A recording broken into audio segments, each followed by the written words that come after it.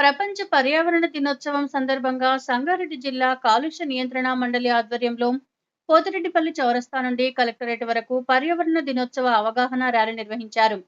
ఈ కార్యక్రమంలో అదనపు జిల్లా కలెక్టర్, స్థానిక సంస్థలు శ్రీ చంద్రశేఖర్ పాల్గొన్నారు. రిడ్యూస్ చేయాలి, రీసైకిల్ చేయాలి, రిఫ్యూజ్ చేయాలి, మళ్ళీ రెస్పాన్సిబుల్ ఫీల్ అయ్యి వాటిని సరైన విధంగా డిస్పోజ్ చేయాలి అనే విషయాలన్నిటి కూడా చర్చించుకోవడం జరిగింది.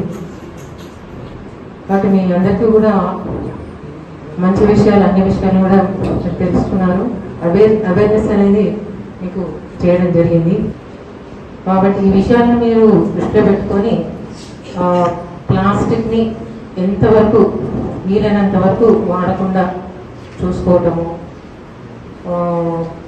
సరుకులు కానీ వెజిటబుల్స్ కానీ తీసుకురావడానికి బ్యాగ్స్, క్లాత్ బ్యాగ్స్ యూజ్ చేయటము మీరు అలవాటు చేసుకుంటే అదేవిధంగా మిమ్మల్ని చూసి ఇంకొకరు కూడా ఫాలో అవుతారు.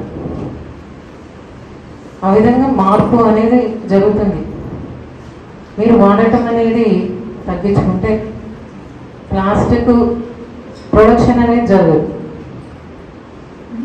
అంటే ప్లాస్టిక్ వాడకాన్ని మీరు రిఫ్యూజ్ చేస్తే ఆ విధంగా ప్రొడక్షన్ ఏదైతుందో వాడకం జరగక వాళ్ళు ప్రొడక్షన్ చేసే వాళ్ళు కూడా ప్రొడక్షన్ చేయటం మానేస్తారు. ఆ విధంగా మార్పు అనేది అందరం కలిసి తీసుకురావాలి, కానీ ఒకరితో సాధ్యమయ్యే పని కాదు.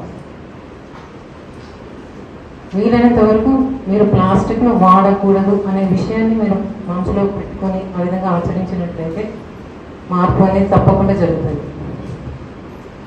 బాటిల్స్ యూజ్ చేసే విషయంలో కూడా ప్లాస్టిక్ బాటిల్స్ యూజ్ చేస్తే స్టీల్ బాటిల్స్ యూజ్ చేయటము అలవాటు చేసుకోండి.